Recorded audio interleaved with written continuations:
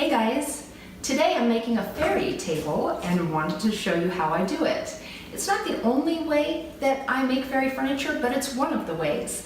And recently I made a little flower table that went into one of the homes that I delivered, and I got a pretty strong response, lots of questions as to how I made them.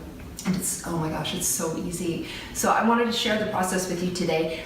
And while we're going to be doing a table today, I'll follow up with some other types of furniture that I do, but really the process is basically the same for me, no matter what I'm doing. So one of the things where I start is, I'm a scrapper. I do this with funds out of my own pocket, and so I'm always trying to do it for cheap or free. So what does that mean? That means I'm looking for reclaimed items, found items, things that can just be used in different ways that maybe, one person sees as trash and I see as an opportunity to make a little magic. So another reason that I love that, of course, is I love the history that any item, anything brings with it. Sometimes even bad history, converting that into something really amazing that brings joy to other people, that's really a remarkable experience to be a part of, and so I love that too. So we're going to focus on the fairy table because that's what people have been commenting on.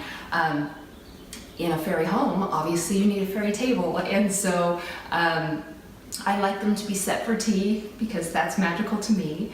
But I've done a lot of different things. I try to use real wood as much as I can, just because I like it. If it's not available to me or it limits me in what I can create, I'll branch out a little bit. So this is just a real wood table, and I've just sliced some cherry is what it is, and it's awesome. But if you don't have cherry or you don't have power tools and you'd like to still make something really magical, this is a really neat way to do it.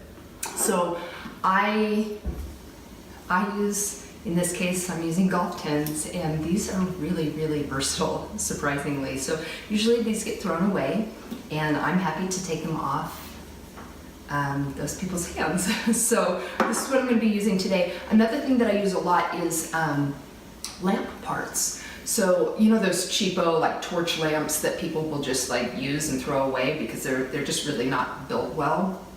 Great, let them throw them away or let them know that you're interested. And I take those and I scrap them. So this is the pole from a torch lamp, and this one happens to be wood, and so I've cut it and used it in several projects. I mean, this is what I have left, but I've made many, many things out of just this one lamp. So I'll cut it. And the thing that's super cool about it is you can also, scrap the other parts. Don't throw anything away because you can probably use it. And the thing I like about lamp parts is they're threaded. They have these threaded rods. And so what that means for you, if you want to make some fairy furniture, is it makes it very, very easy to connect one piece to another. So in this case, we're going to use just the top of this particular. Actually, why don't we use this one? So actually, as I'm moving along here, my plan is changing, and that is totally how I work. I just kind of go with what tickles me at the moment.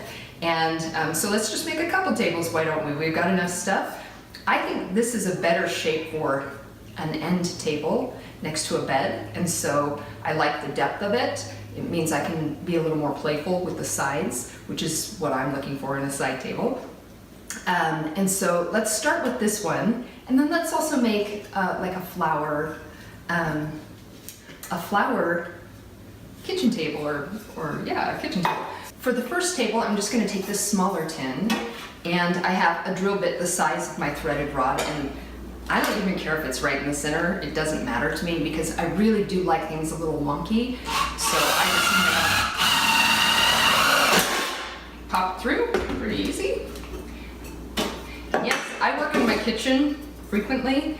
If you're going to do that, you need to make sure that you're cleaning things up, because if you're drilling through a metal tin, it leaves metal shavings. You don't want that in your food. You don't want those in your feet if you're walking around. You just need to be really careful about what you're doing. So I'm just going to fit that over this little threaded rod.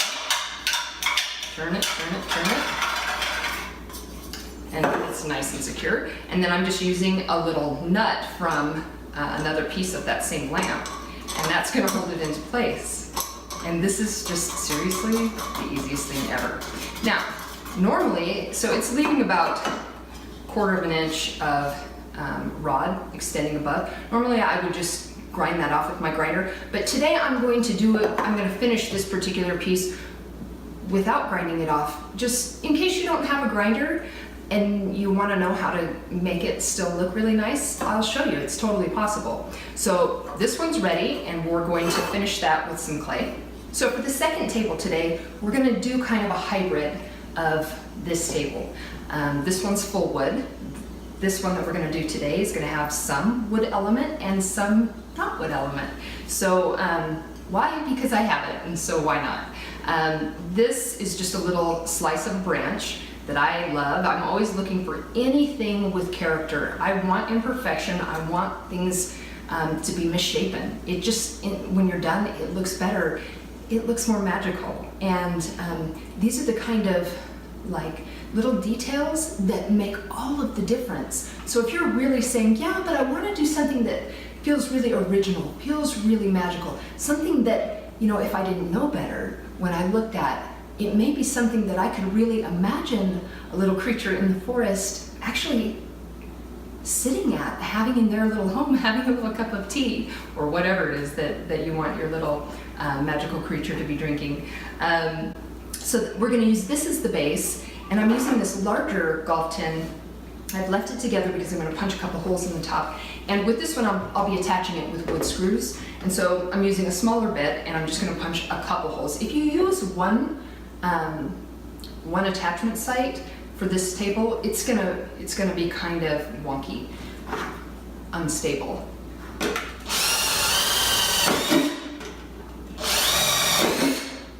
So there's two, really easy, right?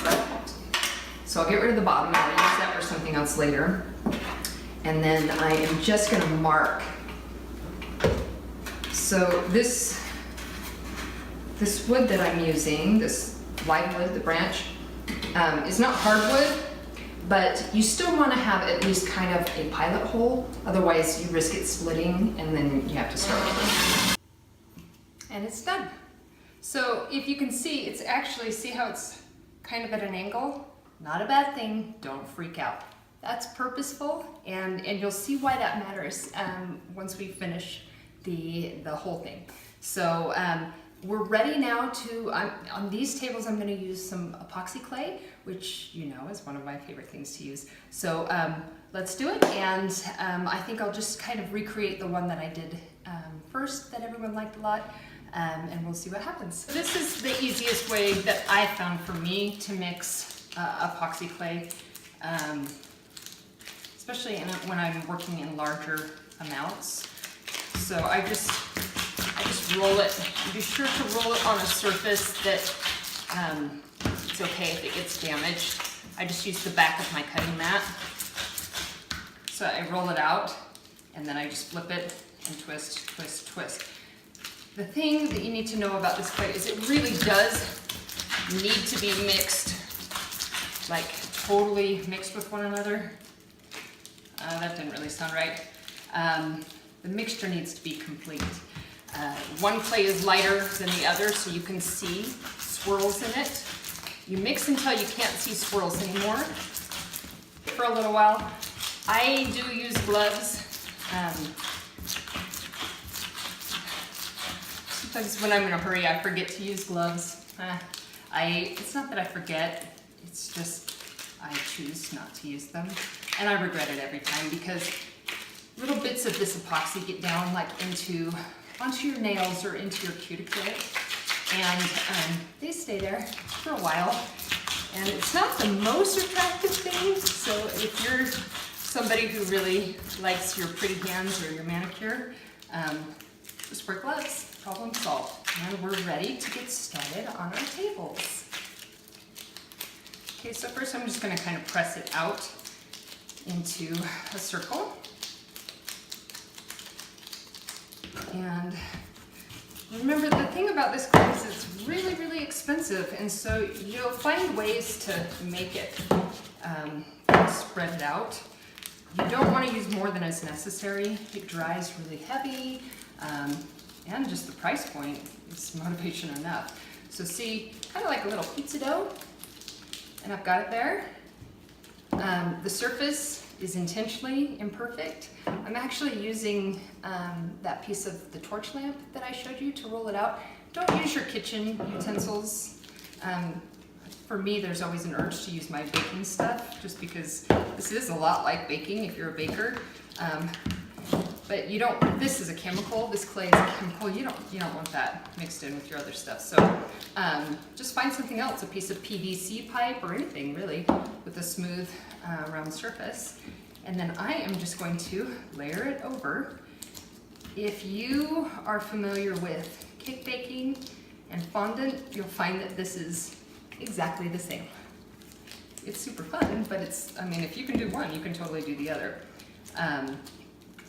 And so you'll see I didn't make it perfect, and so I kind of like the way these edges are ruffling, and so I'm just going to use that, and I'm just going to encourage it a little bit and see what happens. These can be as complex or simple as you want them to be, and I promise you, more complex doesn't necessarily mean more magical. It can. I mean, if you're the kind of person you really like to spend time on detail, and there's so a place for that, but if you're not, it's really important to remember that just because maybe you're not a sculptor or you don't feel like you have that particular ability, don't let that deter you, because I am telling you, some of my funnest pieces have been the things that I have spent the least amount of time on. And so they, are all the details sculpted perfectly or just exactly the way I would want them if I were pre-planning it? No, they're not. But they always turned out darling and felt magical to me and to other people who encountered them. So just remember to have fun and don't worry so much about what you think you can't do. Just start doing it. On the last table, I did kind of like this little petunia, I think. It seemed like a petunia to me. I don't know if that's what it actually was or if that's what it looked like.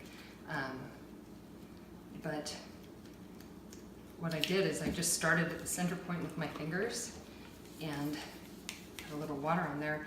And I started just going out in a swirl, like from the center out in a swirl. And that made me feel happy, and so I just kind of exaggerated it a little bit. And because it's a table, you don't want a ton of variability in the surface, because then your cute little teacups and stuff will not sit quite right. A little variation is good. Now, for me, what I try and remember is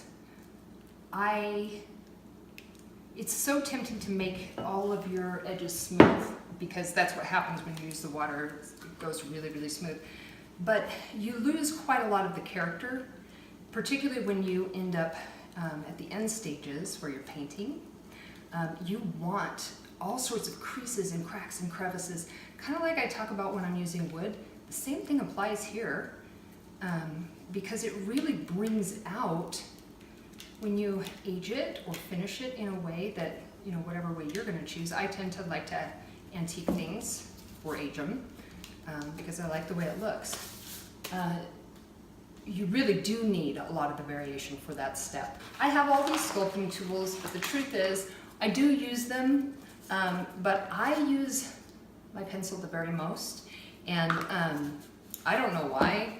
I just like it. So I'm gonna just follow some of the lines that were created naturally when I was just using my thumbs and just make them a little more pronounced. And I don't want them, for me, I don't like them evenly spaced. I just want them there.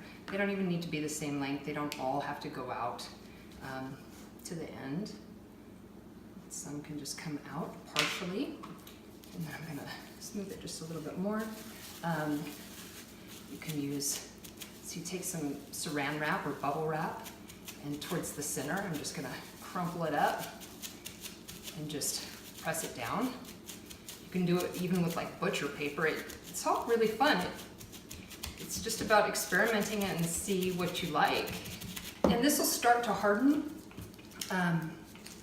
What I do is once it hardens, I usually hit it with a little sandpaper or mush it a little bit. It takes 24 hours to dry it all the way. I'm gonna put a little, the little center part of the flower, I don't even know what that's called right now. And I just made a little circle and put it in. It's not perfect. I don't want it to be perfect. And then I'm gonna take my blade and again, the texture is one of the most important things to me personally. And so most everything is going to have some sort of texture. The center, I'll make these tiny little small circles. They're all really random, so for me, I don't like them the same.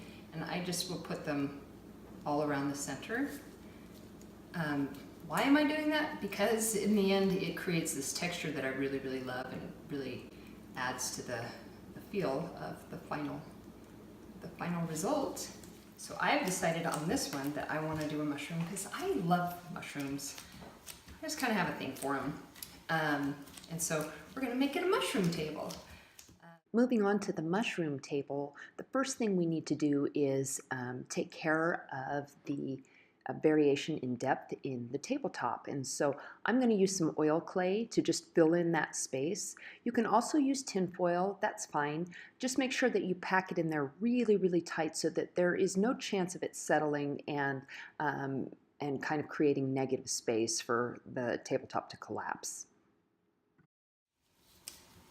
And notice, it's not perfect, because again, I'm really not about that perfect, creating this perfect anything. It's okay if you are. I just am not. I did that for a long time, and I find that this is more freeing for me. And it allows me to make the experience more about not just, fulfilling this kind of creative need that I have and provides this great outlet, but it also provides this amazing opportunity for connection. And it really is true. I know I say it a lot. I'm really not kidding.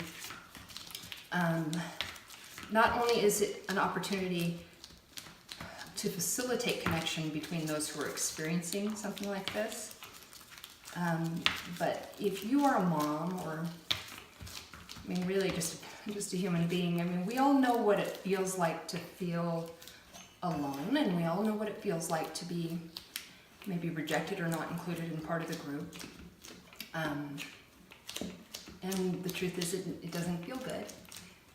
And the next question then becomes, well, if I'm somebody who needs connection, if I'm somebody who needs to make friends, maybe I'm living in a new community, which was true for me for many, many years, how do I facilitate friendship or connection? Well, for me, it actually started out with baking. I have several great loves, and baking is one of them. And I figured out, I think it was around the time I was living in Knoxville, that Homer Simpson was right. You don't make friends with salad. And so I started bringing really beautiful desserts that I had made to functions, whether it was at church or neighborhood functions, or just reaching out to neighbors on my own. What I found is you may not make best friends with someone, but wow, I'm telling you what, that does open the door.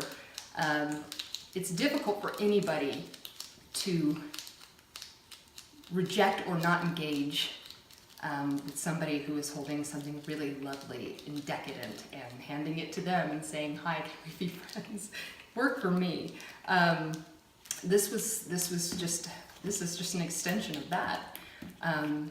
This has provided me so many opportunities to connect with people in a way that doesn't feel threatening. It provides opportunities to talk, and not just to talk, but to talk about really lovely, lighthearted things, and get to really know one another. Anything magical tends to capture the heart and mind of a child. They're just so darn willing to believe in the unknown. And as an adult, as a parent, as a human being, that's such a good reminder for all of us. You know, it's easy to get caught up in what we shouldn't be spending time on, you know, maybe it doesn't serve us well to believe or spend time thinking about magical and enchanted experiences. But the truth is, I would say that we need it more than the kids do. The kids just still have the ability, the willingness to believe in things unseen. I always feel very grateful that I never completely lost that. But again, it was with my kiddos that I was able to really, really embrace that part of my personality that I had kind of kept secret for a good portion of my life. And I've never regretted it, not ever. I still struggle sometimes to connect with people, and that's disappointing to me because I want so badly. I'm such a relationships person, and I want so badly to have be able to build relationships and of course be included in all the things that you want to, you know. And sometimes it works and sometimes it doesn't. But I would say that it works more often than it doesn't. And